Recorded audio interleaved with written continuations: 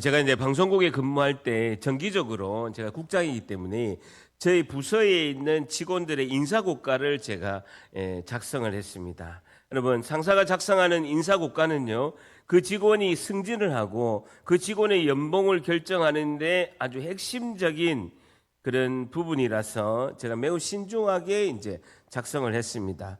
어느 날 제가 갑자기 생각이 났는데, 간부급 사원들, 과장, 차장, 부장들에게는 제가 이제 물론 이제 밑에 있는 사원, 뭐 대리 이런 직원들이 이제 많이 있으니까 그거는 제가 이제 성실히 작성을 하고, 과장급이라면 이제 과장, 차장, 부장 요 이제 세 직급에 의해서는 제가 이제 제 방에 불러서 제가 이제 인사고과표를 주면서 본인 인사고과를 한번 작성해 보라라고 한번 한 경우가 있습니다. 그리고 제가 그 작성한 인사고과표에 내가 일체의 멘트를 달지 않고 사인만 하겠다. 자기 점수를 자기가 한번 매겨봐라라고 이렇게 제가 이제 인사고과표를 이제 던져줬죠.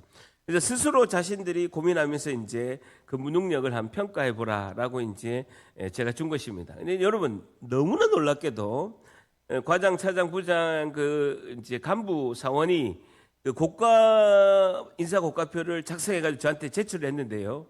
너무나 놀랍게도 제가 그 전에 작성한 고과 점수표보다도 훨씬 낮았어요.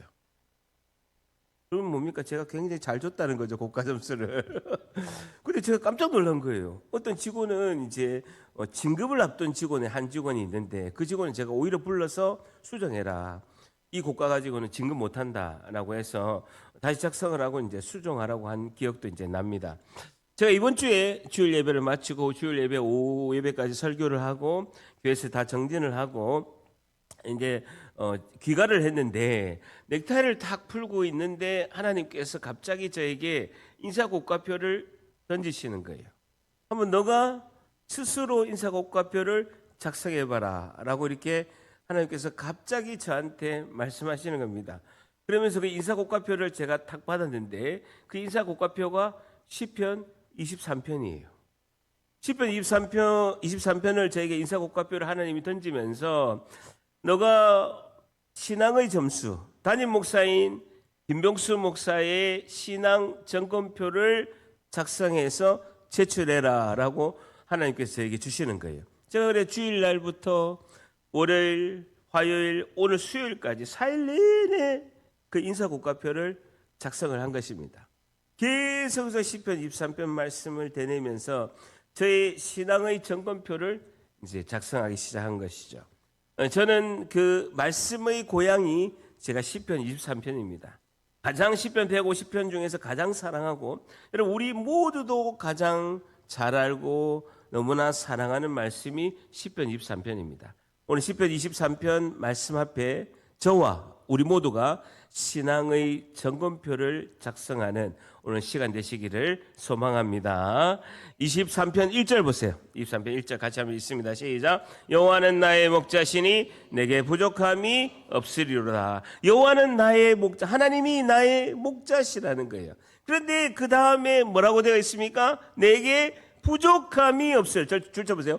부족함이 없으리로다 라고 말씀하고 있습니다. 내가 부족하지 않을 것이다 라고 말씀하고 있습니다. 근데 왜 시편의 기자인 다윗은 시편 23편 1절에 여호와는 나의 목자시니 내게 부족함이 없다라는 표현을 썼을까요? 오히려 부족함이 없다라는 표현을 씀으로써 부족함을 강조를 했죠. 저 같으면 이렇게 쓰겠습니다. 여호와는 나의 목자시니 내게 늘 충만하고 행복이 가득함이로다 라고 저는 쓰겠습니다. 그럼 시편 23편이 시작할 때 굉장히 활기차고 굉장히 막 이렇게 빵빠라빵 하면서 진행하는 그런 느낌이 들지 않겠습니까?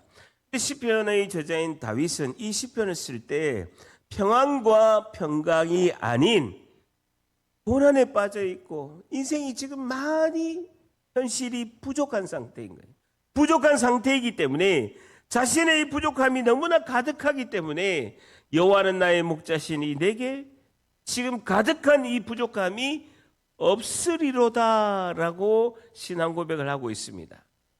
이 말씀 앞에 하나님은 나의 진짜 목자이시기 때문에 내게 부족함이 없으리로다라고 현재의 현실이 너무나 부족하기 때문에 너무나 고난 속에 있기 때문에 다윗은 이 시편을 쓸 때 고난과 부족함이 가득했기 때문에 그렇게 고백하고 있죠. 제가 이 1절 말씀 앞에서 신앙 점검표를 작성하면서 이 질문했습니다. 나는 예수님은 나의 목자신데 나는 주님의 선한 양인가? 나는 진짜 양이 맞는가? 라는 질문을 제가 스스로 한 것이죠. 이 질문을 제가 던지게 된 것이죠. 내가 주님 안에 있기를 혹시나 싫어하지 않는가? 예수님이 나의 주인 되시고 예수님이 나의 왕이 되신 것을 내가 마음의 준비가 되어 있지 않은 것은 아닌가? 여전히 제가 세상을 아직도 놓기 싫은 것이 있는가라는 것을 점검해 본 것이죠. 예수님이 내 인생에 개입하시고 예수님이 나의 통치하시는 것이 나는 조금이라도 불편해하고 있지 않는가를 돌아보게 된 것입니다. 여러분, 그렇다면요, 예수님 나의 목자시고 나는 어떻게 하면 선한 양이 될 수 있을 건가라는 거죠. 여러분, 예수님이 나의 목자신데 내가 양이 안 되면요, 이 10편, 23편은 나하고는 아무 상관이 없는 거예요. 예, 여러분, 가장 중요한 것은 하나님이 분명히 예수님은 나의 목자시라는 것은 불변의 진리입니다. 근데 내가 진짜 선한 양이 돼야 되는 거예요. 선한 양이 되어야 10편 23편에 있는 말씀이 나에게 실제로 작동을 하는 거죠. 근데 진짜 저는 저에게 가장 첫 질문은 나는 과연 주님의 선한 양인가? 주님이 내 안에 거주하시고 주님이 내 안에 계신 것에 나는 불편해하지 않는가? 여전히 주님만 의지하지 않고 혹시나 염소처럼 세상을 바라보고 세상의 것을 붙잡고 있는 것을 잊지 않은가를 점검해 본 것이죠. 그러면서 한편으로 이런 생각이 듭니다. 어떻게 하면 주님의 선한 양이 될 수 있을까? 나는 진짜 그분이 나의 목자이시기를 바라면서 나는 어떻게 하면 주님의 선한 양이 될 수 있을까? 라는 그 고민을 하게 된 것이죠. 그럴 때 제가 내린 결론은요, 나에게 어떠한 일이 일어나도 이상하게 생각하지 않는 태도가 선한 양이라는 것입니다. 다시요. 나에게 일어난 어떠한 일이라도 나는 이상하게 생각하지 않는 태도를 가진 것이 선한 양이라는 것이죠. 그렇게 되면 나에게 어떠한 일이 물질이나 건강이나 사건이나 사고가 나더라도 그것을 이상하게 생각하지 않는 거예요. 그러면서 항상 저는 뭐라고 생각합니까? 하나님은 선하신 분이고 하나님의 뜻이 있겠지. 하나님은 언제나 옳습니다. 나의 옳음이 아니라 하나님의 옳음을 위해서 나는 오늘도 현실의 어려움과 이상한 일이 일어나더라도 결단코 어떠한 일이 일어나도 이상하게 여기지 않고 그대로 받아들이면 나는 선한 양이다라고 제가 주님 앞에서 선한 양이 될 줄 믿습니다. 이 결론을 내린 것이죠. 자, 그리고 2절, 3절로 넘어가면요, 지금 다른 모습이 지금 색다른 모습이 그려지고 있습니다. 2절, 3절 한번 같이 있습니다. 시작. 그가 나를 푸른 풀밭에 누이시며 쉴만한 물가로 인도하시는도다. 내 영혼을 소생시키시고 자기 이름을 위하여 의의 길로 인도하시는도다. 라는 거예요. 여러분, 여기 보니까 목자, 여호와는 나의 목자시라면 그가 나를 푸른 풀밭에 누이시고 쉴만한 물가로 인도하신다라고 말씀하고 있습니다. 여러분, 우리가 기독교 백화점에 10편 23편의 그런 그림을 사러 가면요, 우리가 가면 이제 현판하고 그림이 제일 많은 것 중에 10편 23편 그림이 우리 죽도동 가보면 기독교 백화점 가면 그림 사는데 제일 많습니다. 그럼 10편 23편 그림을 사러 가면 어떤 모습입니까? 예수님이 계시고 아주 푸른 풀밭에 물이 가득하고 양들이 얼망졸망 엄청 많으면서, 그러면서 목이 마르면 그 물을 이렇게 예수님 앞에서 이렇게 다 먹는 그 양의 모습이 우리 10편 23편의 그런 모습이죠. 그러면 양이 또 너무 하얘. 여러분, 제가 요르단 가가지고 실제로 봤는데 양은 그런 양이 없습니다. 온 오물을 다 뒤집어 쓰고, 그리고 제가 실제로 성지순례를 가보니까 이스라엘은요, 거의 유대 광야가 거의 대부분이라서 그렇게 풀이 많지가 않습니다. 이스라엘은 11월에서 그 다음에 3월에서 4월까지만 풀이 자랍니다. 그때가 우기철이거든요. 그때는 풀이 있잖아요. 11월에서 1년에 있어서 5개월 정도만, 다음 해에 3월에서 4월 5개월 정도만 그때 이제 풀이 자라고, 나머지는 뜨거운 바람이 확 불어오면서요, 전부 다 노랗게 말라 비틀어집니다. 그리고요, 이스라엘은요, 물이 굉장히 귀합니다. 물이 너무너무 귀해요. 1년에 있어서 잠시만 우기철에 비가 오고 나머지는 1년 내내 비가 안 오기 때문에 우리처럼 봄, 여름, 가을, 겨울 해가지고 비가 늘 오는 것이 아닙니다. 우리는 그렇게 물이 많죠. 근데 광야에는요, 유대 광야가 많은 그곳에는 물이 없습니다. 근데요, 2절, 3절에는 우리가 이렇게 말씀처럼 보게 되면 그가 나를 푸른 풀밭에 누이시며 쉴만한 물가로 인도하신다라고 말씀하고 있죠. 2절, 3절에 보면요, 우리가 기대하고 소망하는 이상적인 그런 그림, 상황을 말씀하고 있죠. 내가 소망하는, 희망하는 일상을 2절에서 3절은 말씀하고 있습니다. 물질이라든지 인간관계라든지 건강이라든지 직장이라든지 사업자든지 우리 자녀들이라든지 가족들이라든지 내가 소망하는 대로 모든 것이 형통한 대로 이루어지고 있는 그런 상태를 2절, 3절이라고 말씀하고 있죠. 그래서 너무나 그런 좋은 환경이 나에게 주어질 때 그런 그림이, 이상적인 그림이 2절, 3절에서 있다라는 것입니다. 3절 한번 같이 있습니다. 시작. 내 영혼을 소생시키고 자기 이름을 의의 길로 인도하신다. 소생시키신다. 줄 줄 보세요.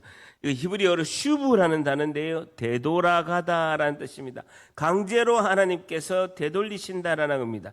강제로 하나님 보시기에 가장 아름다운 순간으로 하나님은 우리의 영혼을 되돌려 놓으신다라는 것이죠. 하나님께서는 보시기에 가장 아름다운 그 순간으로 우리의 영혼을 되돌려 놓으신다라는 것입니다.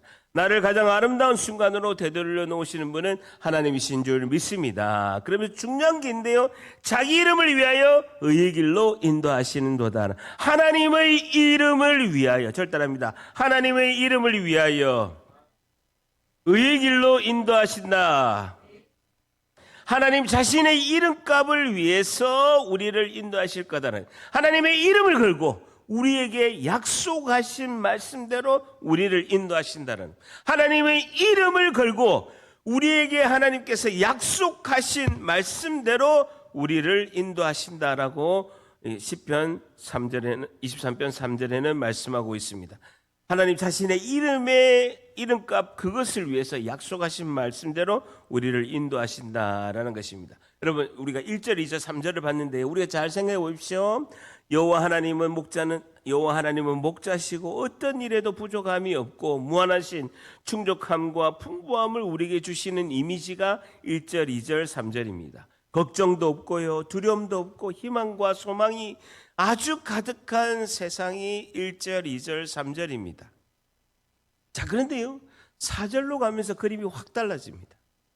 4절 다 같이 한번 읽습니다. 시작. 내가 사망의 음침한 골짜기로 해를 두려워하지 않을 것을 주께서 나와 함께 하심이라. 주의 지팡이와 막대기가 나를 안위하시나이다. 2절 3절에서 보면요, 하나님의 우리를 향한 소망과 희망으로 가득 차 있습니다.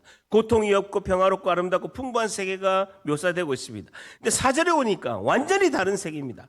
사망의 음침한 골짜기란 단어가 사용되고 있습니다.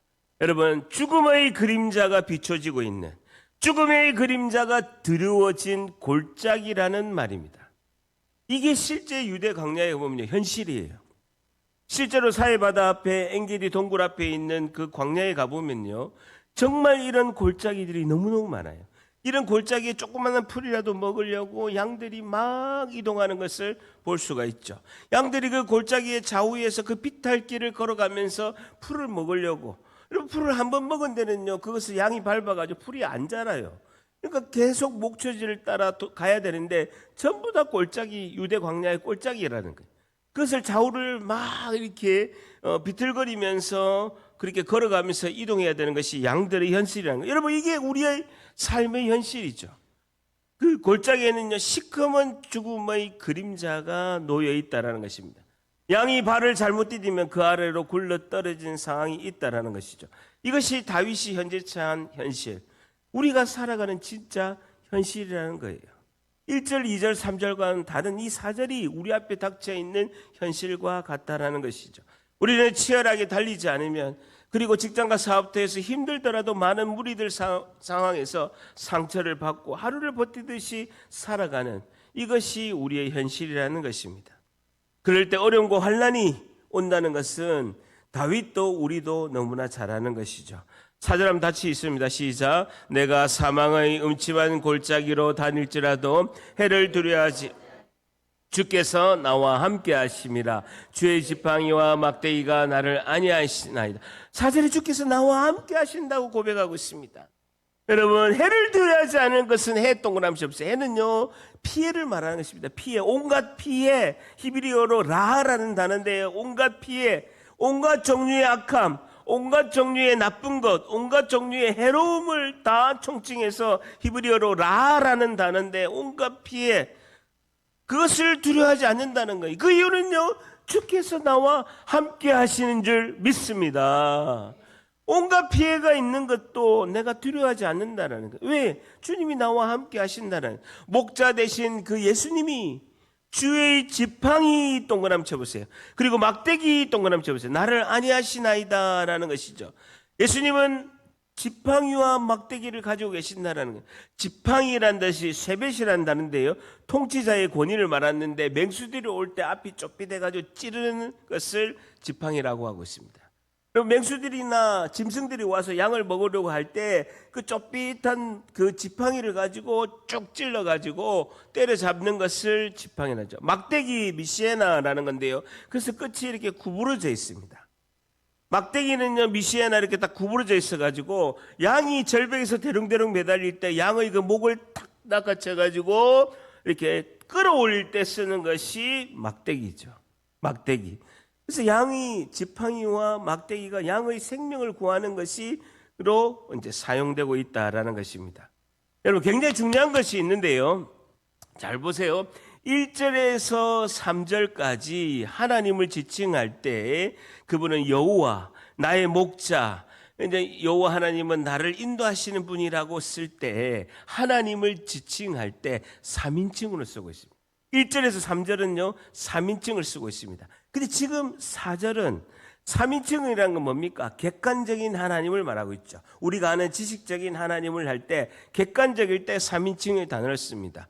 때로는 그분이 지식적으로, 내가 아는 그런 지식적으로 아는 하나님으로 느껴지는 거죠. 근데 4절에 보게 되면요, 내가 사망의 음침한 골짜기에 다닐지라도 해를 두려워하지 않을 것은 주께서, 동그라미 쳐보세요. 주께서라는 단어와 나와 함께 하심이라. 주의 지팡이와 할 때 주의 동그라미 치고, 막대기 앞에도 원에는요 주의 막대기가라고 하고 있습니다. 여러분, 주께서, 주의 지팡이 할 때 주의, 그리고 주의 막대기 할 때 주의, 이 세 개의 주님이라고 표시되어 있는 요 주의 요 세 번 등장하는 건요 전부 다 2인칭입니다. 당신이라는 뜻이죠. 바로 내 눈앞에 있다라는 거예요. 여러분, 깜깜한 현실 앞에서는요 주님이 내 눈앞에 계시는 거예요. 내 앞에 계시다라는 거예요. 2인칭으로 묘사하고 있는 거예요. 1절 3절은요 객관적이고 현실이 이상적이고 내가 소망하고 희망하고 아주 이상적인 현실에서는요 그 하나님이 3인칭이에요. 그런데 현실에서 내가 너무 힘든 상황에서는요 내 눈앞에 계시는 당신이라는 표현으로 시편 23편 4절은 원어가 그렇게 돼 있다라는 겁니다. 여러분, 주님은 내가 힘들 때는요 바로 내 곁에서 나의 신음소리를 들으시는 분이 예수님이신 줄 믿습니다. 굉장히 중요한 것입니다. 그리고 또 하나의 우리가 체크해야 될 것은요 양과 목자의 위치입니다. 위치. 잘 생각해 보세요. 양무리가 쭉 가잖아요. 그럼 목자가 1번 맨 앞에 선다. 양이 이렇게 쭉 갈 때 2번 목자가 중간에 선다. 양이 쭉 갈 때 목자가 맨 마지막에 선다. 자, 우리 반드시 답해야 됩니다. 리바이벌 하겠습니다. 양이 쭉 가는데 맨 앞에 목자가 있다. 1번. 양이 쭉 가는데 목자가 중간에 있다. 2번. 양이 쭉 가는데 목자가 맨 뒤에 있다. 3번. 잘 들으셨죠? 1번 손 들어보세요. 드는 겁니까? 마는 겁니까? 2번. 3번. 오. 보세요. 때에 따라서 1번, 3번입니다. 자, 보세요. 양이 가고, 양 앞에서 가실 경우가 있고, 양이 가고, 목자가 뒤에 가는 경우가 있다는 거예요. 자, 보세요. 1절에서 3절까지는요, 목자가 맨 앞에 갑니다. 인도하신다라는 것은 맨 앞에 가야 되겠죠. 쉴만한 물가로 누이시고 인도하신다는 맨 앞에 가야 되는 거죠. 우리가 너무나 좋고 너무나 근심이 없고 형통하고 평강 가운데 있을 때는요, 예수님 맨 앞에 가십니다. 근데요, 보세요. 우리가 4절에서 6절에는요, 양이 먼저 가고 예수님이 맨 뒤에 계시다라는 거예요. 6절 같이 있습니다. 6절 같이 있습니다. 시작. 내 평생의 선하심과 인자심이 반드시 나를 따르리니 내가 여호와의 집에 영원히 반드시 나를 따르리니. 줄자 보세요. 선하심과 인자심이 내 뒤에서 따라오신다라는 거예요. 다시요. 선하심과 인자심이 반드시 나를 따라오신다라는 것입니다. 내 뒤를 따라오신다라는 거예요. 선하심과 인자심이 뭡니까? 선하심, 토브. 주님이, 하나님이 창조하시고 심히 좋았더라는 거. 심히 좋으신 하나님과 인자심이 뭡니까? 헤세드죠. 은혜로우신 하나님이 반드시 내 뒤에 따라오신다라는 것입니다. 선하심과 인자심이 뭘 뜻합니까? 하나님을 말씀한 거죠. 목자를 말씀하고 있습니다. 그 목자는요, 내 뒤에 계시다라는 거예요. 내가 사망의 음침한 골짜기로 갈 때 내가 해치고 나가야 되는 거예요. 내가 이 양이 해를 두려워하지 않는 것은요, 주님이 나와 함께 하시고 내 뒤에서 따라오고 계시다라는 거예요. 주님이 나와 함께 하시는데 내 뒤에서 따라오고 계시다라는 거예요. 절단합니다. 내 뒤에서 예수님은 따라오십니다. 여러분, 양은 목자와 함께 가야 두렵지 않고 자기가 올바르게 안전하게 갈 수가 있습니다. 때는요, 문제는 뭐냐면요, 우리가 현실 속에서 내가 건강이 안 좋고 물질이 어렵고 뭐 일이 꼬이고 뭐 이렇게 잘 안 돼. 그리고 너무 힘드는 거예요. 그럴 때는요, 주님은요, 앞장서서 가시는 것이 아니라 내 뒤에 따라오신다는 거예요. 그분이 목자 되셔서 지팡이와 막대기와 선하심과 인자심을 가지고 따라오고 계신다는 거예요. 그렇기 때문에 우리가 두려워하지 않는다는 거예요. 요동하지 않는다는 거예요. 그래서 우리가 앞을 보고 묵묵히 가야 된다는 거예요. 여러분, 우리가 힘든 상황에서는요, 앞에 아무도 없어. 나 혼자 치고 나가야 되는 거예요. 여러분, 우리가 형통하고 뭐 잘 되고 아프지도 않고 감기도 안 걸리고 우리 자녀도 잘 되고 사업도 잘 되고 직장도 잘 되고 다 잘 될 때는요, 주님이 앞에서 가고 계세요. 근데 사망의 음침한 골짜기와 힘들고 어려울 때는요, 주님이 안 보여. 어디 계시는 거예요? 뒤에 계시는 거예요. 오늘 찬양할 때도 나의 등 뒤에서, 나의 등 뒤에서 나를 도우시는 주. 여러분, 그러니까 힘든 거예요. 주님이 안 보이는 거야. 아무리 불러도, 앞에서 아무리 불러도 주님이 안 보이는 거예요. 그러니까 우리가 힘들 때는요, 뒤를 봐야 되는 거예요. 뒤에 봐야 되는 거예요. 뒤에 계신 주님을 봐야 되는 거예요. 무엇으로 봐야 되나? 믿음의 눈으로 봐야 될 줄 믿습니다. 이때 믿음이 작동해야 되는 거예요. 이때 믿음이 작동되는 거예요. 내 뒤에 반드시 계시는구나. 그분은 토부, 창조하시는 심히 좋았더라 할 때 심히 좋으신 하나님이시고, 인자하심, 헤세드의 은혜의 하나님이 반드시 내 뒤에서 계시는 거예요. 이게 믿음의 눈으로 작동이 돼야 될 줄 믿습니다. 이게 작동해요. 여러분, 믿음을 뭐라고 합니까? 믿음을 에무나라고 하고 있습니다. 믿음을 히브리어로 우리가 너무나 잘 아는 에무나라는 단어를 씁니다. 여러분, 우리가 말씀이 선포될 때 그 말씀을 믿습니다 할 때 우리가 뭐라고 합니까? 아멘이라고 했죠. 아멘이 어디서 나옵니까? 에브나에서 나온 거예요. 내가 그 말씀을 믿습니다. 에브나, 아멘이 에브나에서 나온 것입니다. 여러분, 그 에브나를 사전을 찾아보면 신실함이라고 단어에서 번역하고 있습니다. 에브나는 그 뜻을 신실함이라면 뭔지 잘 모르는 거예요. 그 에무라는 단어가 진짜 잘 표현된 게 출애굽기 17장 12절에 보게 되면, 출애굽기 17장 12절에 보게 되면 이스라엘 백성들이 출애굽을 한 거예요. 출애굽해서 막 이렇게 물을 못 찾아가지고 이렇게 가고 있는데 그 아말렉 족속들이요 뒤에서 급습을 한 겁니다. 한 번도 전쟁해보지 않고 430년 동안 일만 하고 노예만 했던 이스라엘 백성에게 그 아말렉 족속들이 뒤에서 급습을 해서 전쟁이 일어나게 됩니다. 그래서 여호수아가 전쟁을 하고 있는데 모세가 언덕에 올라가가지고 손을 들어서 모세가 이렇게 손을, 출애굽기 17장 24절을 보게 되면요, 모세가 손을 들어서 한 손에는 아론과 훌이 손을 받치고 있을 때 그 17장 12절을 보게 되면 뭐라고 되어 있냐면요, 그 손이 해가 지도록 맨 마지막에 내려오지 아니한지라 라고 표현하고 있습니다.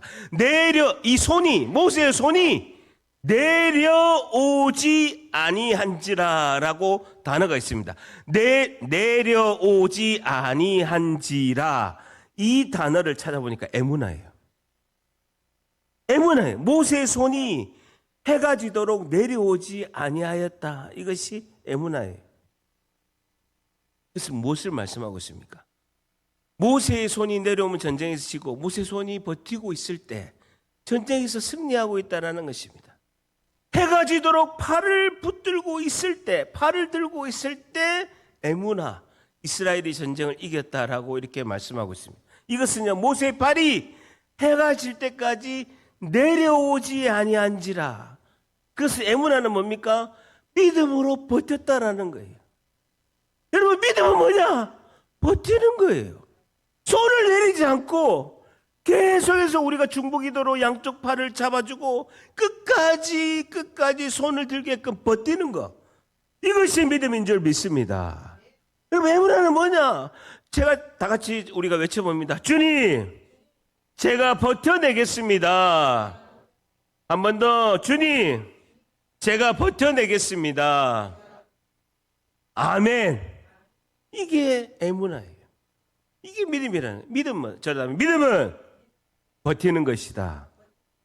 믿음의 눈으로 볼 때, 믿음의 눈으로 주님을 볼 때 우리는 버틸 수 있을 줄 믿습니다.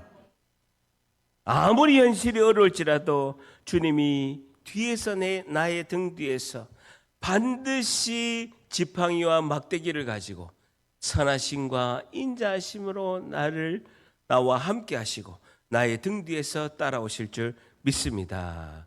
내 인생의 삶을 살아갈 때 아무리 힘들지라도 여러분 포기하지 마시고 꼭 버티시기를 바랍니다. 그것에 버티고 있으면, 우리가 믿음으로 버티고 있으면 주님이 기뻐하시고 주님이 나를 뒤에서 와락 안아주시며 그 사랑과 권능의 능력으로 우리의 모든 것을 해결하실 줄 믿습니다. 그분이 우리와 함께 하시고 나의 등 뒤에서 우리를 밀어주시고 이끄시는 그 주님의 은혜가 우리 모두에게 임하시기를 예수님의 이름으로 간절히 축복합니다.